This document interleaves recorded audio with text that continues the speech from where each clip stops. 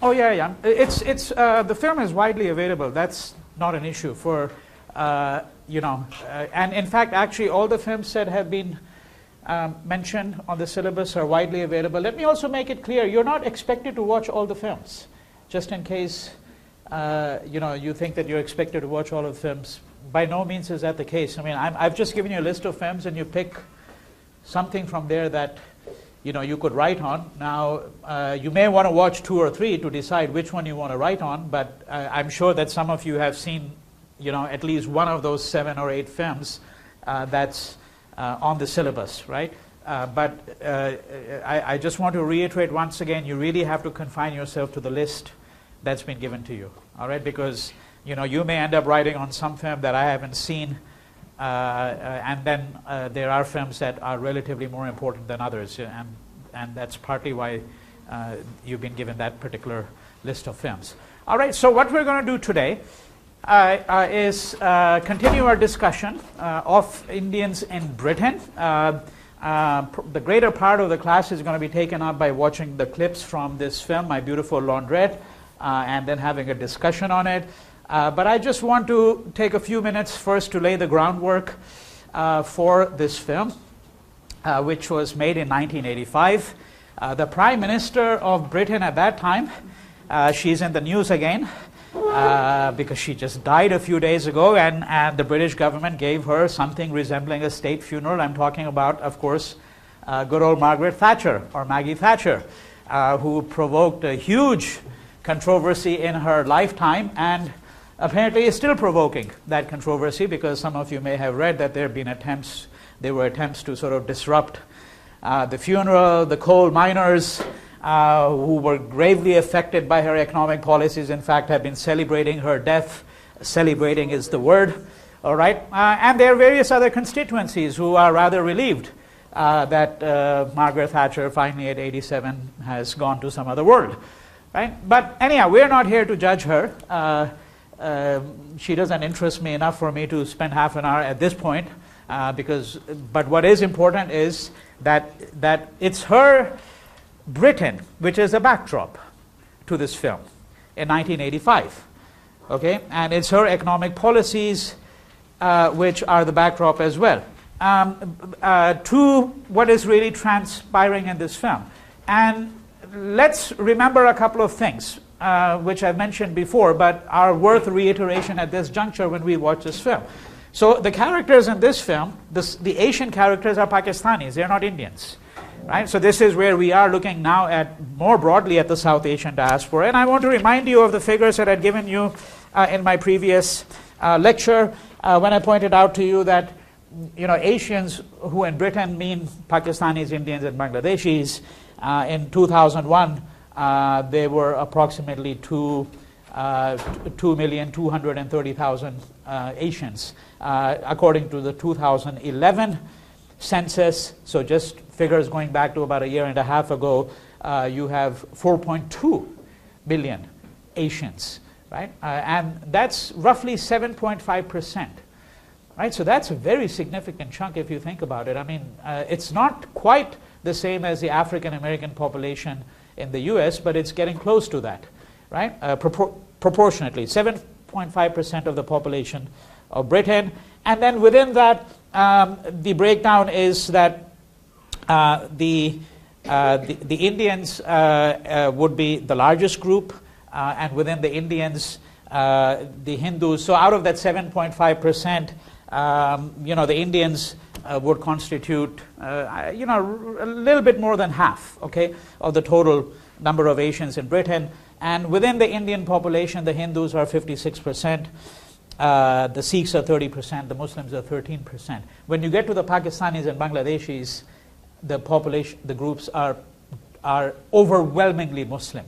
Over 90% of the Pakistanis and Bangladeshis are Muslims. In part, that reflects, of course, the nature of those societies today. Just as the fact that the Indian population is divided among these three religious groups, in part reflects the fact that India is obviously more diverse. All right, and later on, if we get time today, otherwise certainly on Tuesday, we're going to take a slightly closer look at the economic divide that I think still persists between the Indians on the one hand and the Pakistanis on the other hand. All right. Now, remember what I mentioned to you, that in the so World War II ends in 1945, and Britain is going. There are large chunks of Britain, by the way, that have been destroyed. You know, in the war. I mean, places like Coventry had been bombed nearly to pieces. Of course, this was much more so the case in Germany and Japan, where entire cities, large cities, had just been completely leveled. Right? But even Britain underwent substantial, economic loss and destruction of property during the course of the war. Now, there's and we have, of course, what's called the Marshall Plan, which is going to be an effort to assist Europe, in particular, to get on a path of economic recovery.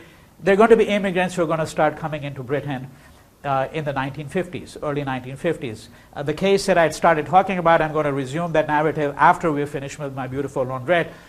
Just a small case study was the example of Southhall, which is a portion of Ealing, and we can look at a number of these case studies and begin to understand how the population began to grow, and then what was the nature of the community that developed.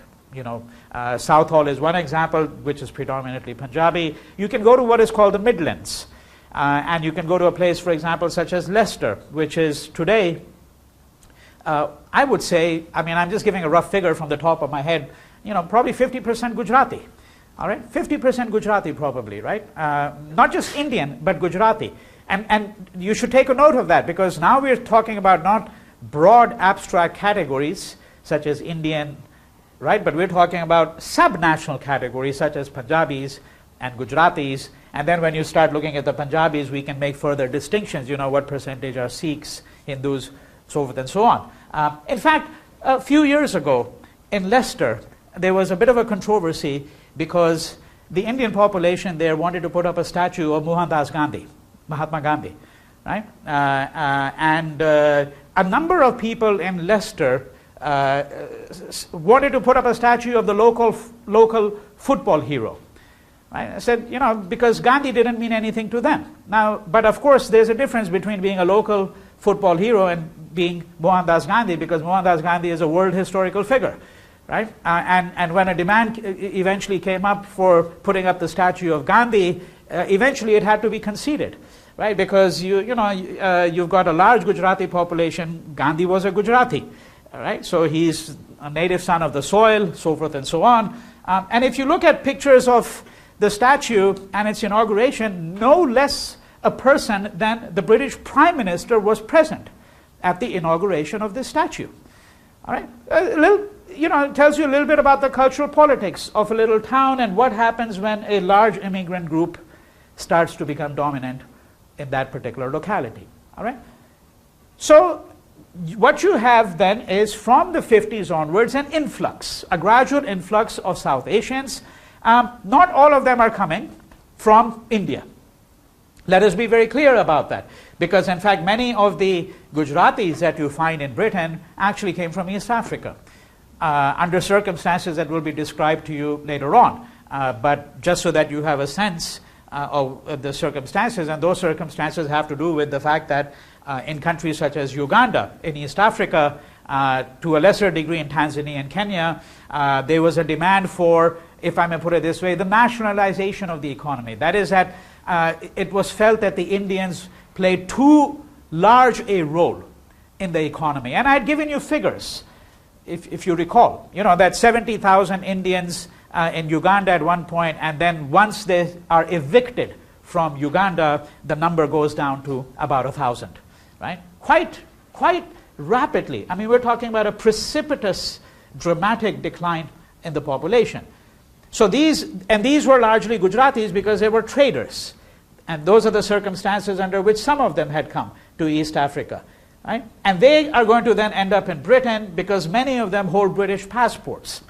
Right? So that's the short hand of the story.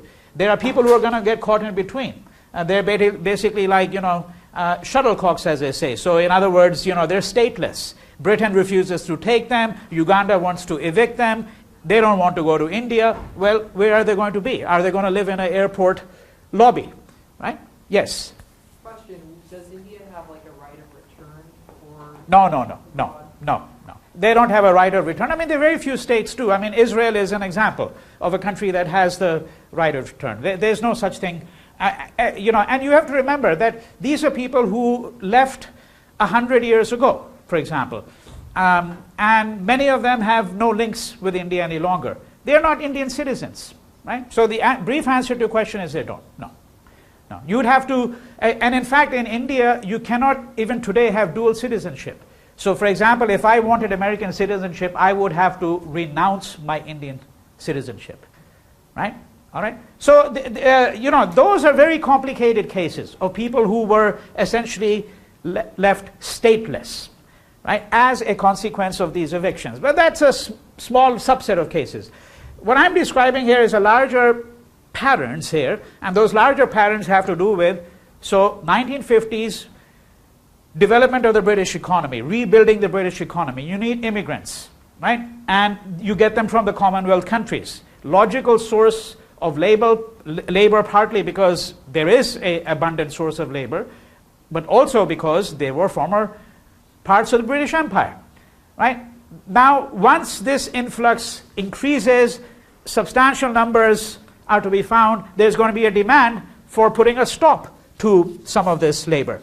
And this is where, this pressure is going to grow in the 1960s. And in fact, I have to tell you, by the way, the British state imposed certain measures that can only be considered deeply offensive. For example, a virginity test that was demanded of South Asian women. Widely documented, right? A virginity test. Of course, no such test for men, but for women. Why should that be even remotely, a consideration for whether you are going to be permitted into a country or not? I mean, deeply racist, right? And then in 1968, you have this very conservative Tory minister, okay? Tory meaning conservative minister. His name is Enoch Powell, and he gives a speech on 20th April, 1968. I'm just going to read out very short portions of this speech.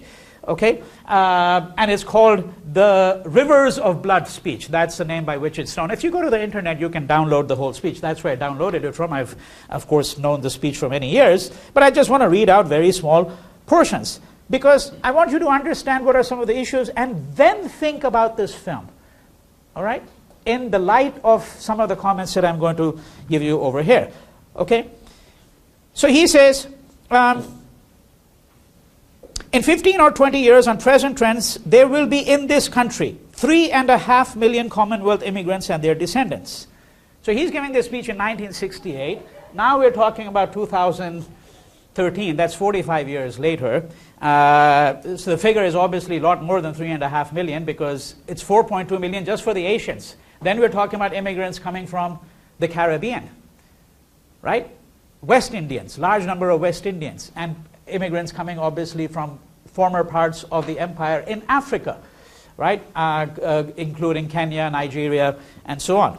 That is not my figure, he says. That is the official figure given to Parliament by the spokesman of the Registrar General's office, right? And then he gives a little indication of, how the proportions of native-born and immigrant are going to change, so on and so forth. All right? It almost passes belief that at this moment 20 or 30 additional immigrant children are arriving from overseas in Wolverhampton alone every week. Wolverhampton is part of London. And that means 15 or 20 additional families a decade or two hence. Those whom the gods wish to destroy, they first make mad. We must be mad. We must be mad.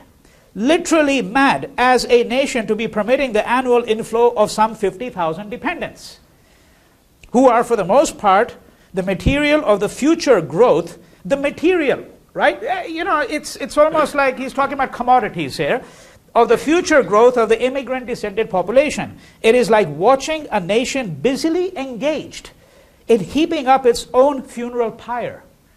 I mean, you can see how incendiary, right? I mean, that Britain is essentially going to burn to, right, rubble reduced to rubble if we continue to have this influx of immigrants. So insane are we that we actually permit unmarried persons to immigrate for the purpose of founding a family with spouses and fiancés whom they have never seen, right? I mean, usually I think one founds a family with people that you've never seen. At some point you've never seen them, and then you get to see them, and that's how families originate, right? Okay, and then, he continues to give a little description of what are the consequences of this. All right? Let me just read one or two more paragraphs, and then we'll conclude that and move to the film, right? So he says, that is why to enact legislation of the kind before Parliament. So what was this legislation? The legislation was that it would put restriction on the flow of immigrants coming from Commonwealth countries. Right? It had other consequences as well. One of those consequences was that Indian students who up till that point had largely gone to Britain would now start gravitating towards the United States. And that, if you look at the late 19th century and the first half of the 20th century, Indian students who studied overseas did so almost entirely in Britain. The leadership of the Indian National Congress was comprised of people who had all studied in Britain, the top leadership, including people like Gandhi himself and Nehru and Jinnah and many others. Right? And they had studied law. Now, in the second half of the 20th century, particularly after the restrictions that are going to get put in place, it's not just restrictions on people coming, but what they're going to do is they're going to introduce, Margaret Thatcher, by the way, was a great proponent of this, right? Different fee structure, so that foreign students are going to pay an overwhelmingly larger sum of money than our domestic students, right? Which is, of course, one policy that is now being pursued by all American universities, including UCLA, as I hope you know, right? Because foreign students are essentially cash cows. You're coming here, you're paying $20,000, $30,000, $40,000, $50,000 more, than a domestic student, essentially cash cows. So there are reasons why universities are increasingly turning to foreign students. Right?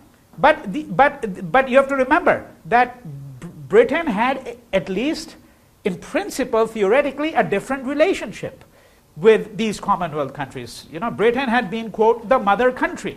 So, and there were some people who still were laboring under the impression that Britain had a moral obligation to take Commonwealth students and not charge them excessive fees. Right? But all of this is going to go by the wayside, beginning in the late 1960s, and gradually you're going to get Indian students who are going to now turn to the US. And at this point in time, as I'm sure some of you know, India and China provide the largest number of foreign students to American universities. Over 80,000 students coming from India every year. All right? And all of this is related to what is going on in Britain, right, in the late 1960s. So when he says, that is why to enact legislation of the kind, this is the legislation I'm talking about, before Parliament at this moment is to risk throwing a match onto gunpowder. Right? Now, he says, then he's going to make a comparison with the Negro population of the United States. He uses the word Negro here, the Negro population of the United States, which was already in existence before the United States became a nation. So why is he making this comparison? Because he wants to suggest to those liberals who are saying that, well, look at the US, it has a very diverse population, it has African Americans. And so Powell wants to say, yeah, but look, they were there before the US actually came into existence, right? Started literally as slaves and were later given the franchise and other rights of citizenship, to the exercise of which they have only gradually and still incompletely come. The Commonwealth immigrant came to Britain as a full citizen. Right? Now, and then you have to pause and ask, well, what does that really mean? Because, I think it's a question you'll have to ask constantly in this course, which is to say you'll have to make a distinction between two different kinds of citizenship. One is what you would call legal citizenship. Okay? So a person can legally be a citizen. And a second would be what you might call a citizenship based in actuality on your access to certain rights, privileges, and entitlements. Right? So sure, African Americans, for example, are legal citizens of this country. There's no question. But if you ask me, I would say a substantial number of them actually do not have the rights and privileges of citizenship. All right? And you could look at any number of things. That, for example, for the same offense, the likelihood that a black man will be incarcerated, let's say you're found with half a pound of, hashish, cocaine, opium, whatever, right? What is the likelihood that you're going to be convicted and sent to jail, right? And there have been studies that have been done. If you're a black man, the likelihood is 30 times greater than if you're a white man that you'll be sent to jail for the same offense. So then immediately you say, well, what does citizenship really mean? Okay? I mean, do they in fact can they actually avail themselves of those rights of citizenship in the same way? Right? So when Powell is saying that the Commonwealth immigrant came to Britain as a full citizen, we'll have to put a question mark there and then say, well, what was the ease of access that these people had? What did they understand of the culture? Did they have access to facilities? Right? To a country which knew no discrimination between one citizen and another. And he entered instantly into the possession of the rights of every citizen, from the vote to free treatment under the National Health Service. Right? So fundamentally the argument is that these people have availed themselves of these kinds of rights, and essentially we have to make sure that we do not turn this society into an immigrant society like the United States, right? Because there is something called Englishness, which is going to get diluted and contaminated, right? This is going to be part of the argument that he is going to be making in this particular speech in 1968. All right? Now, so I'm not giving you the whole history. We're not looking at every decade and every year here. We're just saying this was roughly the situation. Now we're talking about the late 1960s, early 1970s. Powell's speech is 1968.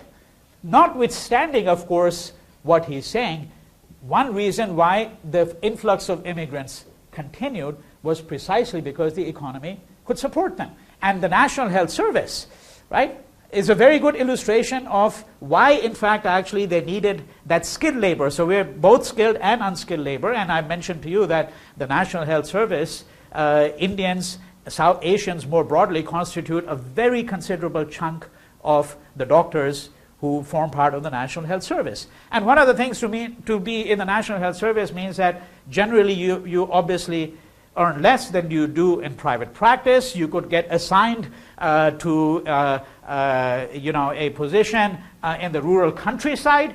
And as in the United States, it's more difficult to recruit professionals who are willing to work in the countryside. Right? But for various reasons of this kind, this influx of immigrants is going to continue in Britain. All right. Now, 1985, this particular film, My Beautiful Laundrette, the backdrop, been given some of the backdrop. The immediate backdrop is, of course, the prime ministership of Margaret Thatcher. Right? You have, and Margaret Thatcher is, of course, a great advocate of property rights, of privatization. Right? I mean, I think that if you had to think of one thing during her years, leave aside foreign policy, that would stand out, it would have to do with the privatization of British industries, right? That she wanted to remove state control because she largely believes in the idea that the less government control there is and the less government regulation there is, the better it is for the economy, right? And of course there are a great many people who hold to that view, but there are degrees. There are different degrees to which people adhere to these views, all right? So that's the context that we're talking about. We're going to start at the very beginning of this film. The characters here, I've written down the name of the characters. So you have Omar, who's a young Pakistani male. I mean, how many of, by the way, just so that I know, how many of you have seen the film by now? So we're only talking about, a handful of you have really seen the film. And then you've got Hussein, who's Omar's father. They've come from Pakistan, and you'll see clips of him. The role is played by Roshan Seth. And Hussein in this film is cast as an immigrant who came from Pakistan, but was a man of liberal to left views, right? And he hates being in Britain. right? So there are scenes which suggest very clearly that he certainly has no affection for this country where he settled down. And some people find that a problem, you know.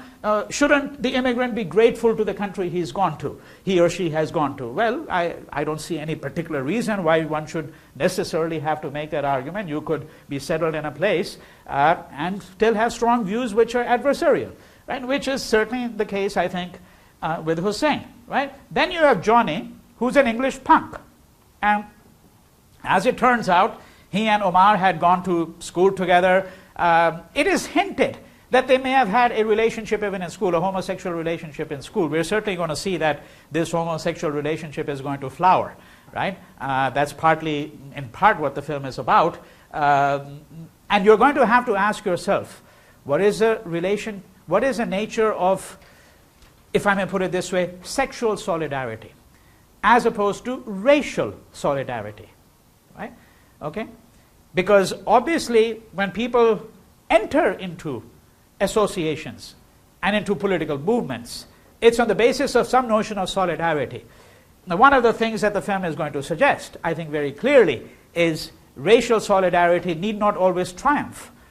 You know, there may be other forms of solidarity that may be more important.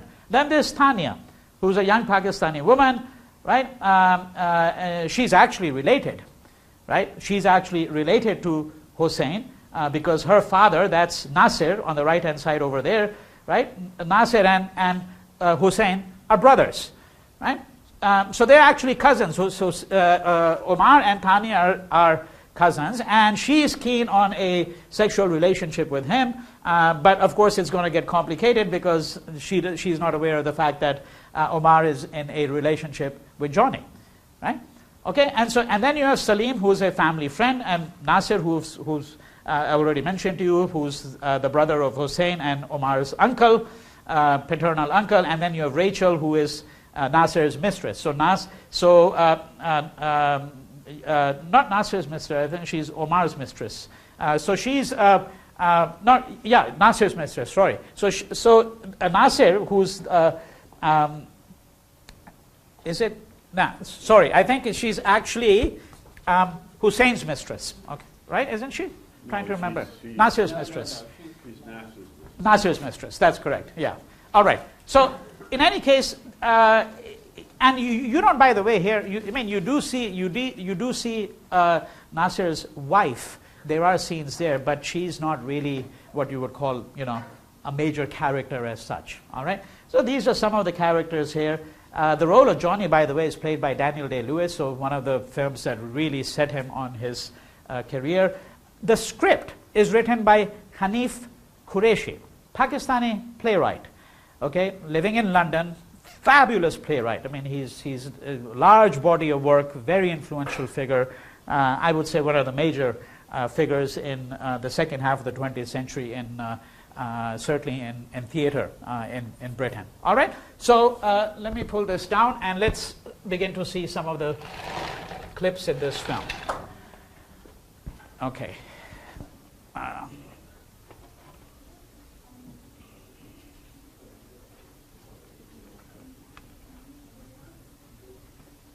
Okay, and we need to shut off the lights if over here.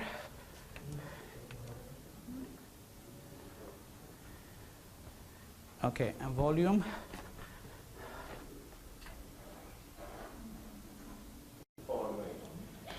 So there are all these people who are waiting there for the inauguration of this laundrette. Does that sound a bit odd or comical to anybody? I mean, it's not exactly like the Museum of Fine Arts is opening here, right? Or, you know, a branch of Oxford University or Harvard. I mean, it's a laundrette. And there are like 50 people there. What does that suggest to you? Does that suggest anything? I mean, does it sound like absurd? Or do you think that it tells you something about what's happening in Britain? The economy is being severely depressed. This is a local area. That's the context. That's why I was giving you the context of Margaret Thatcher's economic policies, you know, the fact that the working class feels like it's getting squeezed out, right? See, you're talking about a small part, a neighborhood. This laundrette's opening, and a whole bunch of people. I mean, I wouldn't dream of going to the opening of a laundrette. I mean, nobody would generally, but the reason why it's occurring and why it would not seem absurd or comical to the viewer is because what it suggests is this is a community that's finally coming back to life. There's some local business, the kind of things that politicians talk about all the time. We want to revive local business, we want to bring money into the community. That's exactly what's going on.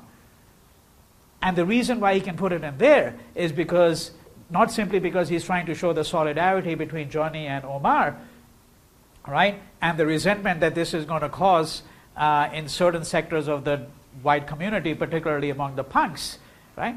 He's trying to suggest, the filmmaker here, that this is the economic reality of the times that we're talking about, right? And how we view the histories of race and the working class and the solidarity of people, this depends in part on what is the larger political economy of a place. People are more or less hospitable to certain ideas depending on how well they're doing in life. So the question to ask here would be that, is it easier to have the solidarity of working class people in times of economic depression? And you could argue this both ways. You could say that yes, it is, because people finally realize that, hey, it doesn't matter what color you are. If you're suffering, you're suffering, right? That would be one strand of argument. The other strand of the argument is that, well, actually, this is the time when you have to think about the dog eats dog attitude, that everybody may be suffering, but I want to make sure that I suffer less than the others, right? You could argue it both ways. And this is exactly why these scenes, which you might not think about otherwise, are in fact quite critical to the structure of the film. I had to watch it like 2-3 times before it sunk in why the inaugural of this laundrette was such a big moment in some ways. Other than, as I said, the fact that it obviously implicates the personal histories of Johnny and Omar, that these two men working together are able to bring to fruition, a certain kind of project, right? Okay, so let's just continue with this scene.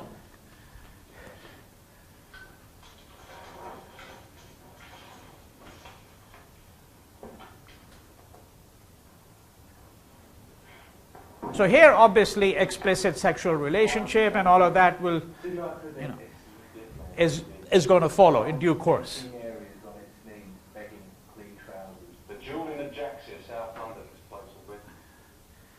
Okay, let's just move on to the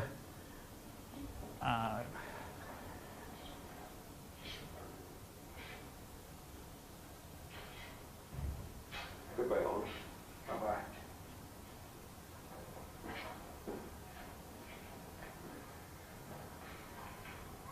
I want to leave home.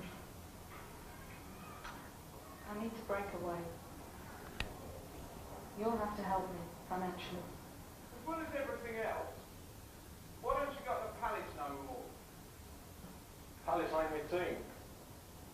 Millwall, me. I'm drunk. Will you marry me? What about England? I bet you don't even support England anymore, do you? Palace give you a trial, didn't they? Yeah. Told me mum Palace wanted me for a sweeper.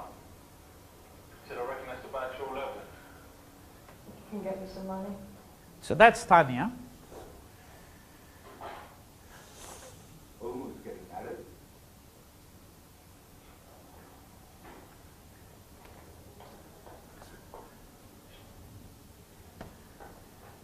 I'm ready to be an awful lot of money. Yeah, remember, huh? Good, it's all coming back. I think I'm going to have that money back, don't you? I only got money like that now. Because it's all in the laundrette. One of the things that Salim engages in is drug trafficking, for those of you who haven't seen the film. So, and there's this scene where Omar is able to get a certain share of that money, and in fact he uses part of that to set up the laundrette,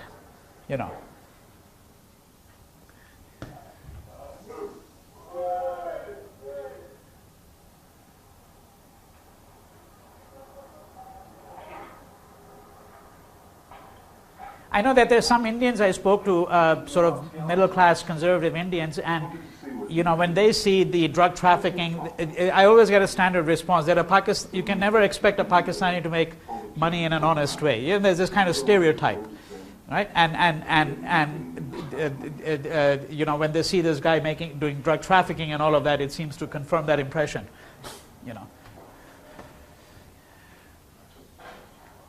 Now that comment, by the way, let me just stop there. It's important because one of the arguments that's been made, and it's kind of there in the Neil Barry piece that you have, for this week's reading, Britain's Asians, that short piece that he has, where there's a suggestion that it was essentially the Indians, and particularly Indian Hindus, who inherit the Protestant work ethic, right?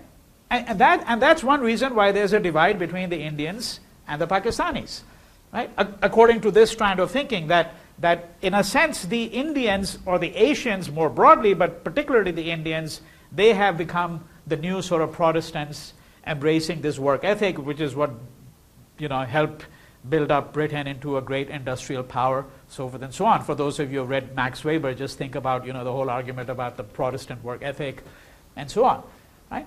And one of the things that points to that, and there are shades of that in the story about the laundrette. This is not a story about a corner shop, but that one of the most quintessential British institutions is what is called the corner shop, right? And not just in London, but all over England. So you live in a little hamlet or little village, little town, and you come out of your door and you turn the corner, and that's where you'll find that corner shop. And what is that corner shop? Well, selling candy and groceries and newspapers.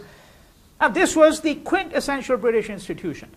And you can read about the corner shop in the novels of Charles Dickens. And now the corner shop has been entirely taken over by the Asians. I remember when I went in the 1970s, I was astonished to see how many Asians were running these corner shops, and that was 35 years ago.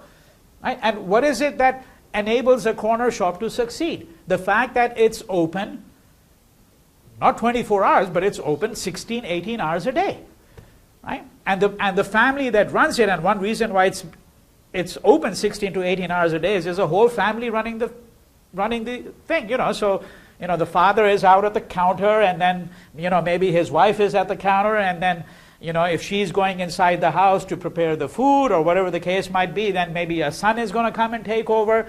It's a whole family-run institution. You put in very long hours. It's convenient for everybody else, which is why it's the corner shop. The whole idea is that you don't have to get into your car, go 10 miles or 2 miles to get a gallon of milk. Right? That's what that institution was.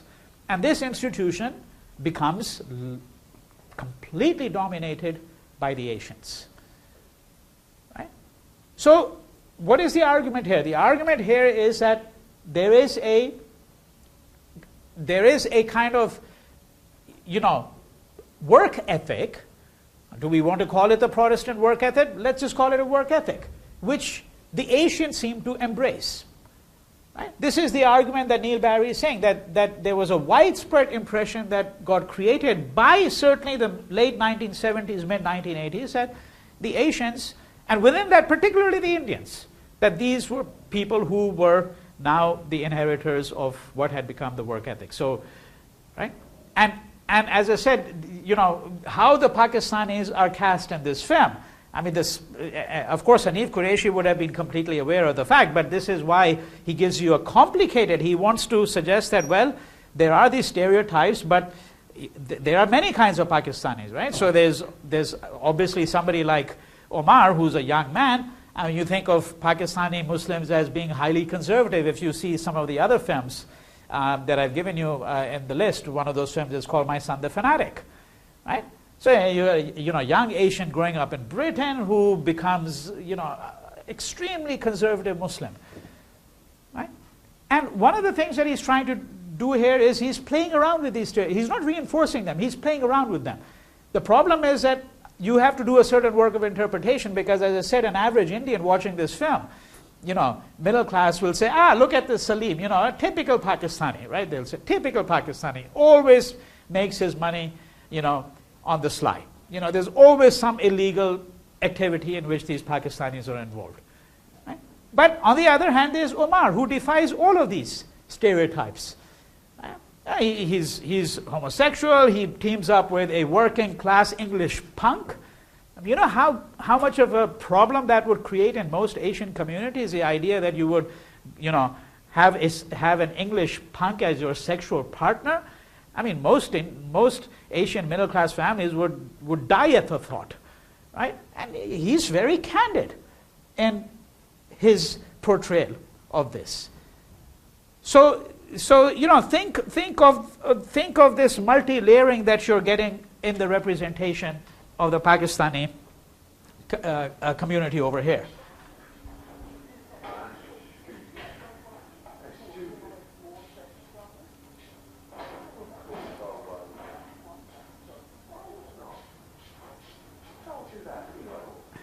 Okay, we have to move on with to a couple more scenes here.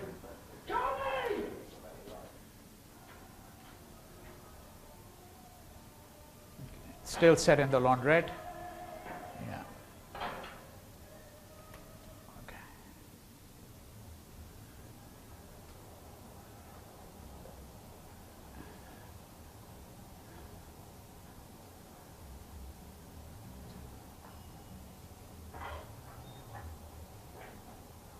What you make me come all this way for?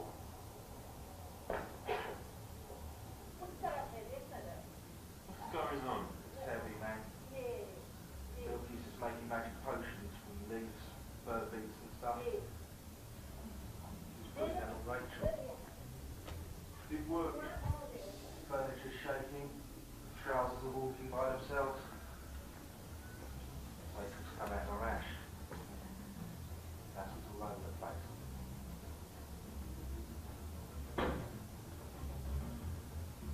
Out.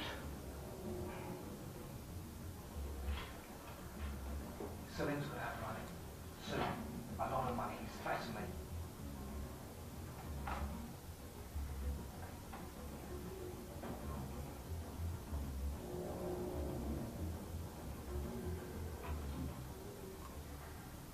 This city's chock full of money. I used to want money. Still, yeah. Decide now if you want it to be like that again.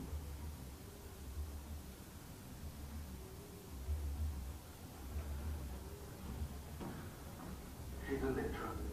Salim is writing to a sister for her. Bilkis is thinking about going back to Pakistan after she's hospitalised Rachel with that potion. Nasser's on a marathon sock. He's going for the world record.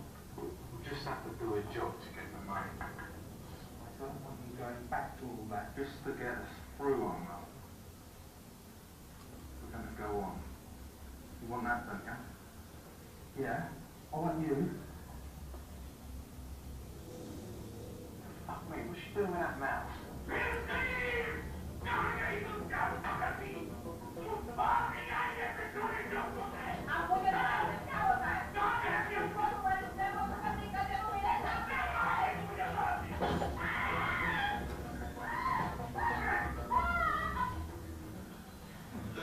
Okay, so a little comment here.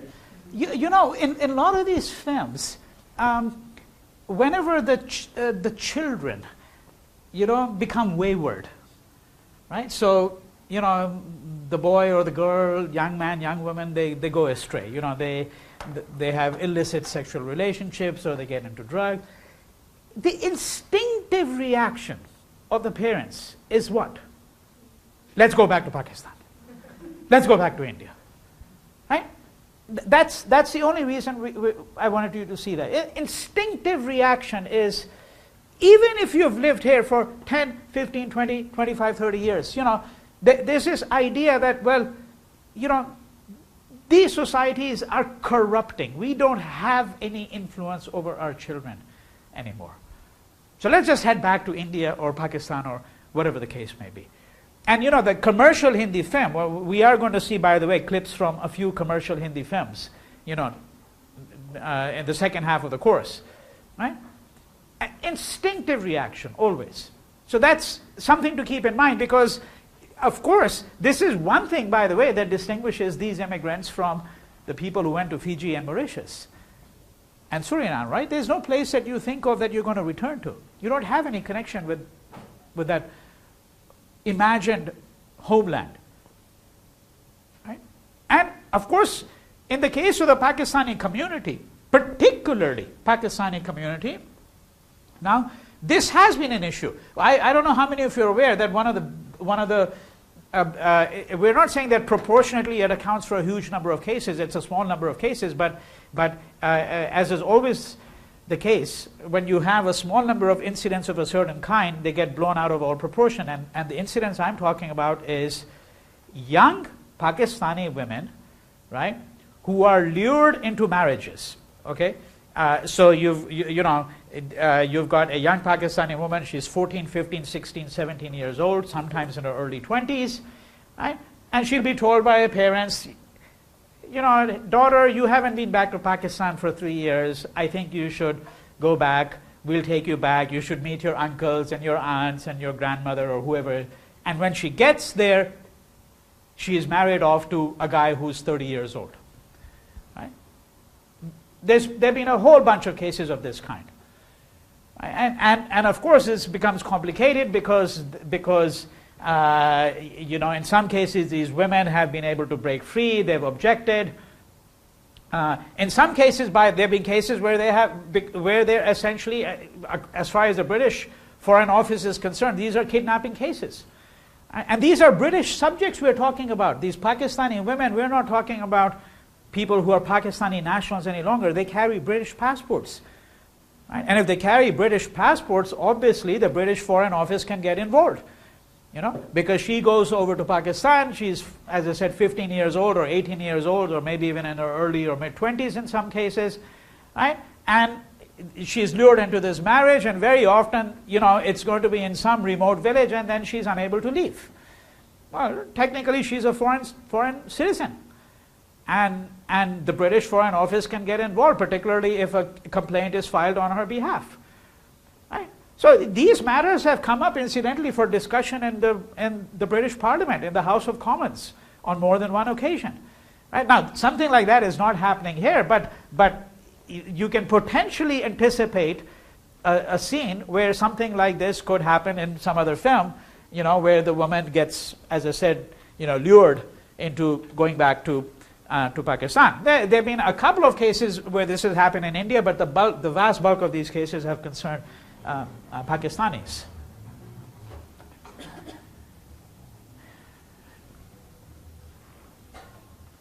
Okay, so we're going to just quickly omit this as well, and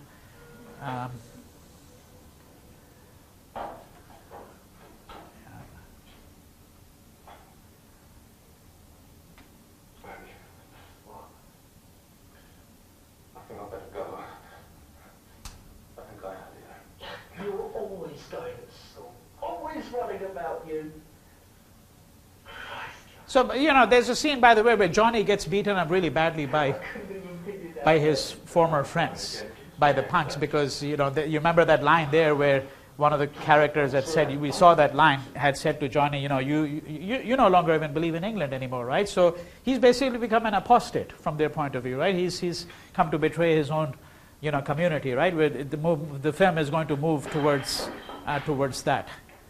Yeah.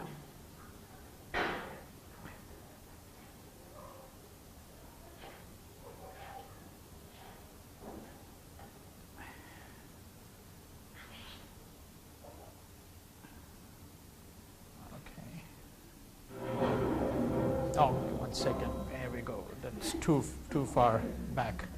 Yeah.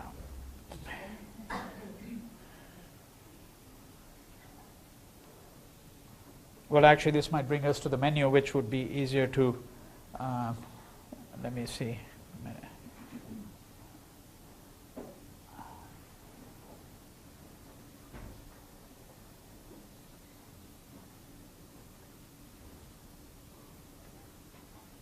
Okay, so there's one particular scene, if we can get to that.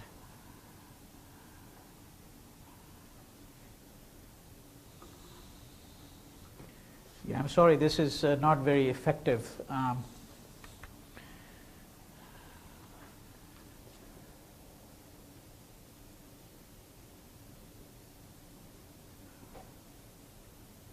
All right, look, it's going to just take too long. We're going to have to stop with this because this is not, as I said, very effective. Let me just turn on the lights. We've got a few minutes left.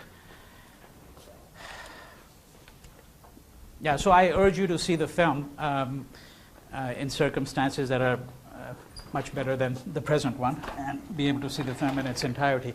Let me offer a few suggestions, but let me ask you a question. If somebody were, let's supposing you were asked in an essay that you receive on the exam, okay, what is this film about? I know the question is being framed very broadly, but what would you say? What is it about? And there could be more than one answer, of course, right? I mean, there could be about multiple number of things. So what are some of the things that the film is about? Yeah. Like defying cultural norms and stereotypes. Okay, defiance of cultural norms and stereotypes, right? In an immigrant community. In an immigrant community. All right. I would agree with that. Anything else that comes to mind? Yeah. Intercommunity conflict. Intercommunity conflict. Yeah. Agreed. Kind of on the same note, like how young immigrants like blend their old culture and new culture. Okay. So differences that develop between the first generation and the second generation. Generational differences. Right? So in inter-community conflict, conflict between different communities, defiance of norms, generational differences. Would be very difficult to disagree with any of that. I agree with all of that. What else comes to mind? Let me sharpen the question. You know, when you read a text, when you see a film, there is an argument that is transparent, and very often there is a more fundamental argument that is not transparent. Right? So what you are saying is, I would argue, transparent. It's there. Generational differences. Omar has a certain politics. His uncle, who's a different generation, has a different politics. In fact, the way his uncle treats white women is one mark of that difference. Right? There's a kind of instrumentality in that generation, among particularly South Asian men having sexual liaisons with white women. Right? And of course, if you were to write, let's say, a whole book on this film, which you could, on any good film, as you could on a good novel, then you would think about what was the other time when there were such liaisons. Such liaisons took place in the 18th century when the English first established themselves in India. And in fact, it was quite common, by the way. Okay? Quite common, except they were not white women and Indian men. It was Indian women and white men. Okay? So here it's reversed now. Because white women were viewed as kind of like sacrosanct. It's like slavery in the deep south. I mean, you put them on a pedestal. I mean, there was nothing worse than a black man could do than to violate the honor of a white woman. This was the worst possible crime. Okay? Now here you have a reversal where he is using her. It's an instrumentalization of sex. And so that's one set of considerations. The other set of considerations is that Omar is actually able to have a relationship on equal terms with this white man. Of course, it's the same sex, but under those circumstances, that's even a greater offense, actually. Right? Homosexuality was not widely accepted, and of course still isn't in many sectors of society. Right? So notice that there are all these things that are going on. But let me go back to the question I had asked you. We're just going to stick with that one question for a minute or two and stop here.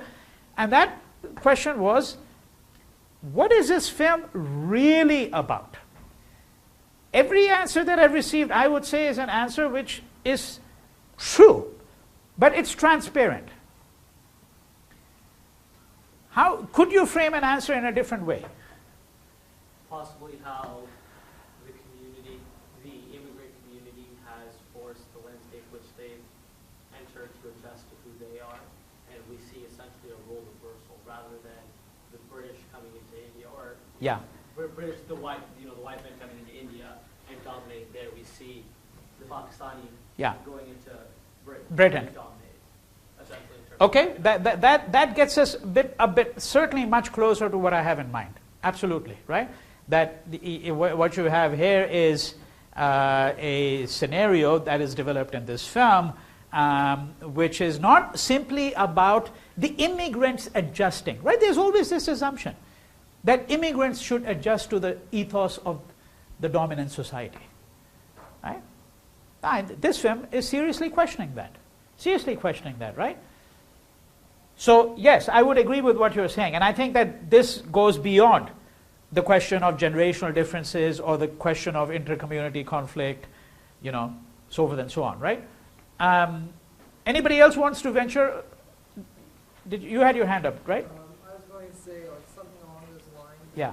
About, I guess, I really got a sense of that sort of, I guess, Sex Pistols era, punk era. Yeah.